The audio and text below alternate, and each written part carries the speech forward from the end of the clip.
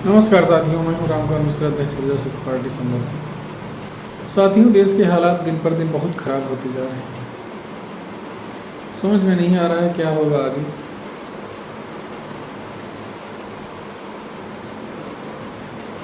आप देखिए, अभी नीट का पेपर आउट हो गया है, बच्चे आत्महत्या कर रहे हैं, वैकेंसी नहीं निकल रही है, बेरोजगारी बढ़ती जा रही है, और जो निकल रही है उनके पेपर आउट हो रहे हैं। नहीं पेपर आउट हो रहे हैं तो कहीं सब सीट भरी जा रही है, पैसे लेके 20-20, 25-25 लाख रुपए लेके नौकरियां बांटी जा रही हैं। गरीब तैयारी करते करते मर जा रहे हैं, उनका कहीं नाम नहीं आ पा रहा है। चरम पर भ्रष्टाचार है, दुनिया भर में हाहाकार मचा हुआ है। भारत जैसा कोई देश नहीं होगा जहाँ पर इतना पाप, इतना अत्याचार, इतना लोगों को परेशान किया जा रहा हो। महंगाई चरम पर है, रोज पेट्रोल के, डीजल के दाम बढ़ जाते हैं, सीएनजी के दाम बढ़ जाते हैं, हर चीज महंगी हो रही है। बेटियां गायब हो रही हैं, अभी तक सड़कों से गायब हो रही थी, अभी स्कूलों से और अस्पतालों से गायब होना शुरू हो गई है। एक ही समुदाय की बच्चियां गायब कराई जा रही हैं।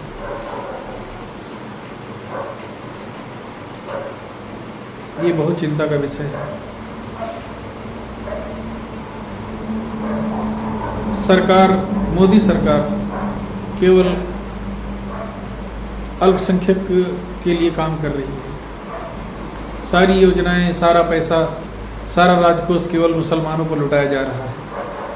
अल्पसंख्यक के नाम पर वही दूसरे नंबर के जो बहुसंख्यक हैं उनको मोटा किया जा रहा है, माला माल किया जा रहा है। उनको कई लाख करोड़ जमीन, कई लाख करोड़ हेक्टेयर जमीन उनके नाम कर दी गई, वक्फ बोर्ड को रजिस्ट्री कर दी गई। अभी हंगामा मचाया, ड्रामा नौटंकी किया कि बड़ा वक्फ बोर्ड को कमजोर कर दे रहे हैं। सारा ड्रामेबाजी केवल उनकी शक्ति प्रदर्शन कराने के लिए किया जाता है। शाहीन बाग जो सड़कें घेरवा के बैठा दिया गया, एक सिपाही सारी भीड़ को खदेड़ देता अगर दूसरे समुदाय की बैठी होती अपने आप, या यही बैठे होते, 2-4 सिपाही जाके भगा देते। लेकिन जब सरकार बैठा रही है, सरकार उनको शक्ति प्रदर्शन करवा रही है और पुलिस को कोई कार्रवाई नहीं करने दे रही है, तब वो महीनों तक सड़कें घेर देते हैं। ये सब महापाप सरकार के द्वारा कराए जा रहे हैं। अति हो चुकी है और अतिकांत होता है, ये शाश्वत सत्य है। तो अतिकांत अलोकतांत्रिक ढंग से न हो, इसलिए लोकतंत्र को जीवित रखने के लिए निष्पक्ष चुनाव कराए जाएं। जहां जहां धांधली करके सरकार बनाई गई है वो सब सरकारें बर्खास्त हों, दोबारा चुनाव हों। माननीय सुप्रीम कोर्ट से और हाई कोर्ट से बड़ी आशाएं लोगों को हुआ करती थी। कुछ गलत होता था तो कहते थे हाई कोर्ट चले जाएंगे, सुप्रीम कोर्ट जाएंगे। अब वहाँ भी निराशा हाथ लगती है। अब तो सुप्रीम कोर्ट के चीफ जस्टिस ने यही कह दिया कि ये सब काकरोच हैं, जो बेरोजगार हैं वो काकरोच की भांति इधर उधर घुस जाते हैं और लोगों पर हमला करते हैं। लोगों में कितना आक्रोश है इस बात से समझा जा सकता है। काकरोच जनता पार्टी जो बन गई है और उसके फॉलोअर्स कई करोड़ होते जा रहे हैं। भाजपा स्वयं को बड़ी पार्टी कहती थी विश्व की, वो भी छोटी पड़ गई उसके सामने। ये उसके अधोगति का परिचायक है और उसके कारनामों का फल है कि उसका अब उल्टी गिनती शुरू हो चुकी है। सारे मंत्री, सारे विधायक, सांसद सब लूट में लगे हुए हैं, किसी को कोई रोक नहीं रहा। सब अधिकारी भी जो भ्रष्टाचारी हैं वो सब चैन से लूट रहे हैं, जम के लूट रहे हैं। किसी एक अधिकारी के ही घर पर छापा डाल दिया जाए तो वहाँ पर नोट गिनने की मशीन लगानी पड़ेगी। चाहे जिस जिले के आरटीओ घर छापा डाल दिया जाए, पूरे भारत के तमिलनाडु में नई सरकार बनी है, वहाँ कुछ सुधार हो सकता है, संभव है। लेकिन जितना पूरे भारत में जहाँ जहाँ भी सरकारें हैं डबल इंजन की, तो ये लूट में सारे रिकॉर्ड ध्वस्त कर चुके हैं। दूसरी भी सरकारें हैं, उनके यहाँ भी जो मलाईदार पद नहीं भी हैं, वहाँ भी नोट गिनने वाली मशीन लगानी पड़ेगी। 2-2, 4-4 करोड़ रुपये इनके घर नगद मिलेगा। ऐसे लुटेरे अधिकारी सब सत्ता में मलाईदार पोस्टों पर इस समय तैनात हैं। पहले कभी ऐसा होता था, शिकायत हो जाती थी, हट जाते थे, काफ़ी दिन तक उनको इधर उधर रहना पड़ता था सज़ा के तौर पे। लेकिन अब जब शिकायत जिसकी होती है उसको और मलाईदार पद पर वहीं जमे रहने का पूरा अधिकार, वो चैलेंज करता है, जाओ जो कुछ करना हो कर लो।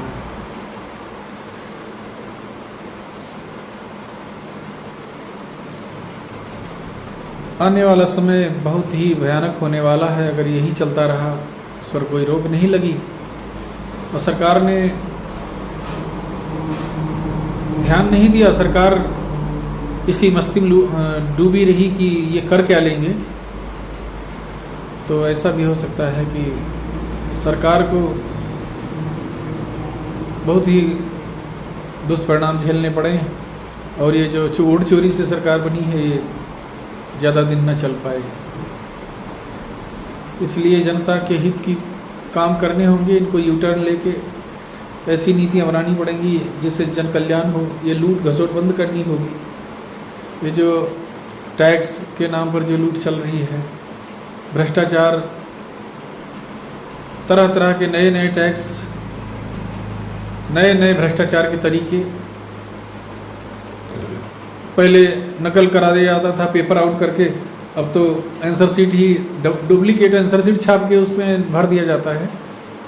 बहुत तरह के भ्रष्टाचार प्रकाश में आ रहे हैं, चर्चा में है कि जिनके पैसे टोकन मनी जिनका जमा हो गया उनकी आंसर शीट छप जाएंगी, वो कुछ भी उसमें गोद के चले आएँ, उनकी आंसर शीट दूसरी बन जाएंगी और वो वही पर उनके साइन वाइन करा के भर दिया जाएगा। सब जैसे पैसा जमा करेंगे वो सब भर के उनका रिजल्ट घोषित कर दिया जाता है। उनका मेरिट पूरा 90-95% मेरिट जाती है जो भ्रष्टाचारी हैं, जो पैसे जमा करते हैं, भले उनको ABCD लिखना ना आता हो। भ्रष्टाचार चरम पर है और ये बहुत दिनों तक बर्दाश्त नहीं हो सकता। इसका अंत होकर रहेगा, ये सत्य है। गायों का जो दशा है, गायों का जो हाल है, पूरे देश में गाय खत्म कर दी जा रही, अभियान चलाया जा रहा है मोदी सरकार के द्वारा। और मोदी को उसके ही मित्र ने जफर सरेसवाला ने उसको स्वयं बताया था कि ये मोदी जिहादी है, इसको मर्द मुजाहिद कहते हैं मुसलमान लोग, और इसने गुजरात में सबको ठिकाने लगा दिया जितने हिंदुवादी नेता थे। और वो मर्द मुजाहिद, उस पर पहले विश्वास नहीं कर रहे थे लोग कि ये जिहादी हो सकता है, लेकिन अब उसके कारनामे ऐसे एकदम स्पष्ट करते हैं। वो कोड वर्ड में बोलता है कि हम 2045 तक भारत को विकसित राष्ट्र बना देंगे, और उधर उसका PFI जिसका आधा एजेंडा वो सरकार स्वयं चला रही है, मोदी सरकार, वो कहता है कि हम 2045 तक गजवाए हिंद बना देंगे। और दोनों की नीतियों में समानता है, दोनों की नीतियों में बिखराव नहीं है, अलगाव नहीं है, दोनों एक ही पैटर्न पे काम कर रहे हैं। तो इससे लगता है कि ये धोखा हो रहा है और वास्तव में कुछ गजवाए हिंद की ही तर्ज पर सब कुछ चल रहा है।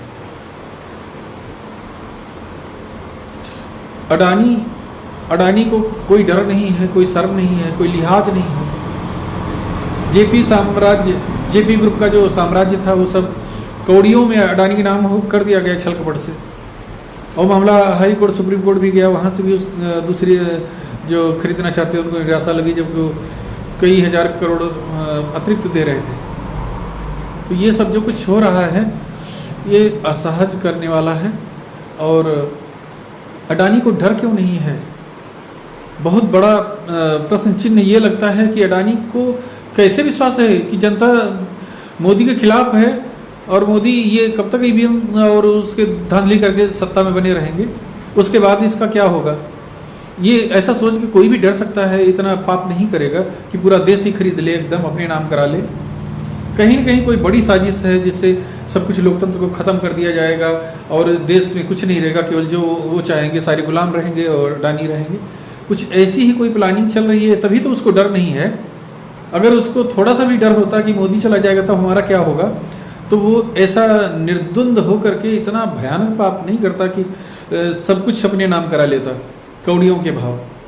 पूरा देश अपने नाम करा ले रहा है और मोदी जिहादी है तो वो हिंदू बनिया नहीं है, वो भी जिहादी होगा पक्का, वो धर्म बदल चुका होगा। इस बात का यही प्रमाण है कि मोदी जिसको जिहादी कहा जाता है, जिसके कारनामे सब जिहादी वाले हैं, वो एक काफिर की इतनी मदद क्यों करता।